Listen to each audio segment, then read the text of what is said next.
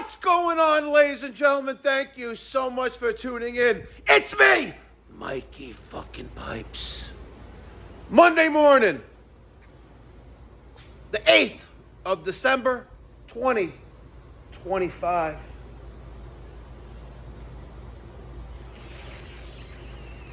Fuck, it's early. Not even 5:45 here in the morning. And ladies and gentlemen, if you have not picked up your Mikey Pipes version 2.0 poster yet, what are you waiting for? We're at number 120 of 150, the limited edition run. 120, 150, each individually numbered and signed, and 100% of all proceeds go to my nonprofit, the Mikey Pipes Philanthropy Charitable Organization, where we provide basically free plumbing, heating, cooling services to those in the community who can't afford to hire a professional. Makes perfect sense, right? $42.50, Zelle, Venmo, Cash App, PayPal, crypto, checks, cash, gold bullion, bearer bonds. Whatever you got, we'll take. Donor advised funds as well. We're a 501c3 charity. What are you waiting for? Okay.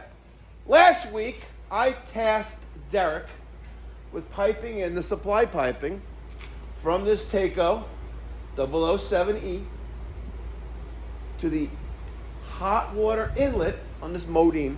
I told him not to burn anything, and he took out the rubber grommet, but didn't put it back in. Not too shabby.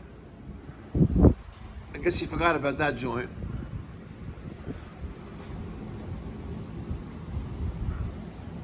Yeah, a little snotty there. The hardest one looks like the best one, by the way. I say it's hardest. China. Fucking China. I say it's hardest because this is cast brass or an alloy and copper. So it takes a lot more heat to get going here than a traditional copper fitting. Oh, man, Derek. Did he wipe his joints down? No, it's greasy. He'll get schooled eventually. Maybe here, maybe somewhere else, but eventually he'll get schooled. And then we gotta pipe in the return. Bing, bing, boom. Or bing, boom. I don't know. We'll figure it out. Yeah. I'm not looking for perfection. He's still a young goat. I sent out 4 Mikey Pipes HVAC school training center applications. I got 2 back. So waiting on 2 others. Guys, you know who you are. If I didn't respond to you, I didn't get it. Okay? Not too shabby. Not too shabby. All right, I got to talk to you about something. But first, I got to have an espresso.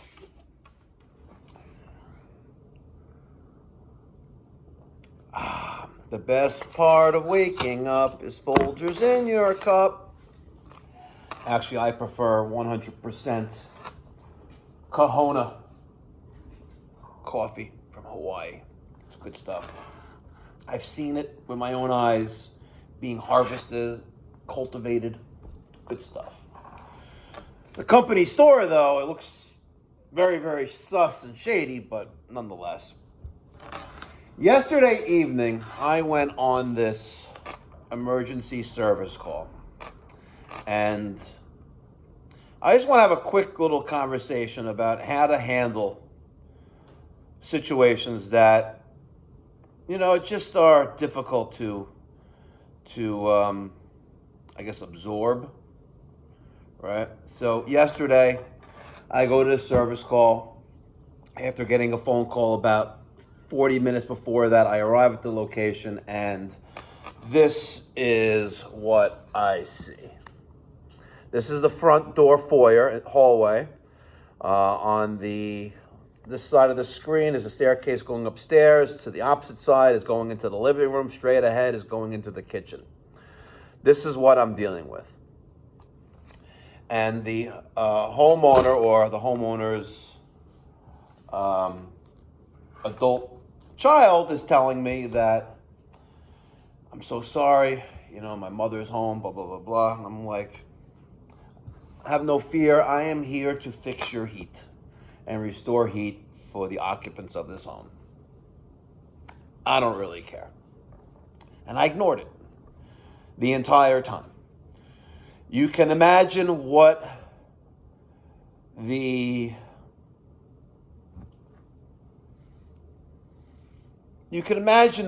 everything was like. However, fortunately, and I say this with 100% in my heart. Fortunately, the boiler room, or should I say half of the basement where the boiler is, at least there wasn't, at least there wasn't flammable things piled up against the hydronic boiler and the water heater. That entire area was clear. Granted, the house was cold, 45 on my little portable thermometer that I carry.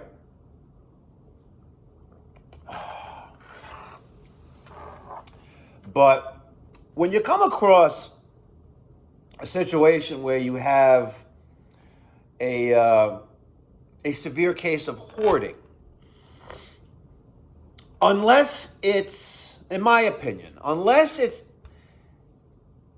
it hinders your ability to perform your task at hand. Like, imagine having to bleed convectors or radiators in this home. That obviously wouldn't be happening unless you're climbing over and, like you're digging your way through. And that becomes an unsafe situation. Because imagine like crawling on top or climbing over a lot of personal effects and something collapses on top of you and then you're trapped alive and you become a real life example of buried alive, So, fortunately, she needed a medium standing pilot rebuild. And what that is the pilot tubing, the two brass compression nuts, the pilot burner assembly, and the pilot flame sensor, as well as a combustion analysis upon the completion of the service call. That's what the family got. It's a flat rate price plus the emergency trip charge. And we signed them up for our maintenance plan. Yes, I signed them up for our maintenance plan. You would think that the boiler hasn't been serviced in about 7 years, but the day before, according to the homeowner's adult child, the system was serviced. And the only thing that looks new, I'm talking about a couple days new, or it looks like it was replaced in the last few months, was a backflow prevention device. Now, many people commented on the video yesterday that the expansion tank looks new, the circulator looks new, the pressure reducing valve looks new. Excuse me. It looks newer. But the brass backflow prevention device, just before the pressure reducing valve on the boiler, which was a Takeo, that looked brand new.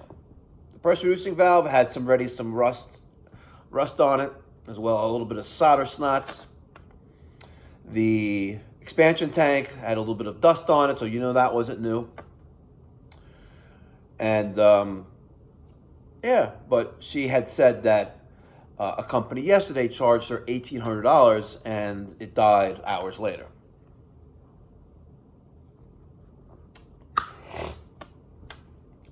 And she asked me if that's, did she get ripped off? And I'm like, honestly, I have this. I got this. I got some pilot tubing.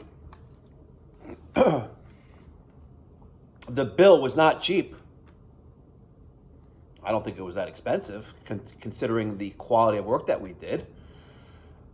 And then I built more value and developed, further strengthened that relationship by speaking to her about the maintenance plan that we offer, which I don't have a copy here, blank copy here, but she signed up for and afforded her a discount yesterday of 13.35%. Yeah, that's my discount, 13.35% when you sign up for a maintenance plan with my company. And that discount will generally be applied towards future work because it's effective the next day. But I extended her the offer, and she had about $130-something off yesterday's bill. Do the math. Don't leave money on the table. We will service this boiler, and we will service this home, and we will turn a blind eye to the accumulation of personal effects because it will not hinder our ability to perform a successful service call. Okay? If you have certain issues in your life that enable that kind of condition to occur, that is not a job for your plumbing and HVAC contractor. That is a job for a certain professional that handles and specializes in things like that. So I'm not going to speak out my turn.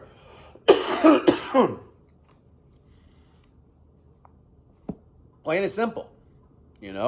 Just like if I see grout totally missing on a shower enclosure or a tub enclosure, and water is going where it shouldn't during the bathing process, right? And you can visibly see it go through. It's like, listen, it's not a plumbing issue, right? It's not a drain pipe or a fixture that has failed. It is not a water pipe that is leaking. It is water going where it shouldn't, and you need to hire a professional, maybe like a general contractor, to renovate your bathroom, right? Because I've been there, done that, right? I've not been doing this since last night. I will never forget the occurrence where I went on a service call about 20 years ago for a leak from the second floor ceiling. No, leak on the first floor ceiling from the bathroom above. And I perform what is called a leak search. Right? I take a hose, I attach it to the shower head, and then I run it for 20 minutes. Look above, no drip. I then take a bucket or buckets and fill from the tub, spout, buckets of water, and I get rid of the water elsewhere. 50, 70 gallons later, nothing. I then fill up the tub, hold back the water, nothing. And then I go to the overflow, nothing. And then I say, listen, you don't have a plumbing leak. You need to call a tile company. And what do? They call their friend who does tile work, and he comes and he throws some silicone everywhere. And the next time they go to take a shower, it leaks through again. And they call him back like, you didn't do your job, it's still leaking, da-da-da. And the tile guy says it's not tile. Don't speak outside your profession. What happened there? I went back, and lo and behold, not plumbing, but there happened to be an access panel behind the couch, behind the opposite wall, the plumbing wall of the shower body, and behind there was an access panel because at one point there was a 3-handle shower body, and they converted to a single-handle shower body. And I didn't know about that at the time, but I'm like, okay, I don't want to open up anything, but let's see. And lo and behold, actually it was a couch, it was like a bed or whatever it was, but there was an access panel, there was like a headboard, whatever. And lo and behold, there is the water, right? You can see the opposite side, the inside workings of the tub, like seeing the subfloor and shit like that, and there's the water dripping from the tub itself. Top sill. Water's drip hitting the wall, hitting there, and it's going right where the guy apparently didn't put enough fucking silicone. And then I went like this. Pay me, bitch. So we're going to be servicing this customer. And just wanted to just make a quick video this morning. This Monday, December 8th, 6:02 in the morning. It's going to take about 30 minutes for this to compile and post to YouTube. And then I'm going to use my chat GPT and do my finesse with the titles and the description and the hashtags and the video tags for optimization of the video. But just want to remind you guys that be mindful of others. All right? That be thankful with what you have, a career, right? And be mindful of others that some aren't okay. And we could still be a mensch about it and not like say, oh, how do you live like, you know, I didn't say anything. I said, I'm here to fix your heat. You don't worry about this. And I put some comfort, in my opinion, with the family, right? I'm not there to judge. And you shouldn't judge either. So if you come across a difficult service call, maintain your professionalism and your composure. Accomplish the task at hand, which is diagnose and discuss why this happened, how do we fix it, and how do we prevent this from happening again. And I accomplished all of that. Lack of maintenance. Make the repairs, prevent the maintenance moving forward. And I accomplished all three of those goals, which should be should be drilled into your head for every single service call. Thank you so much for watching, guys. Catch you on the next one. Be well, God bless, stay safe.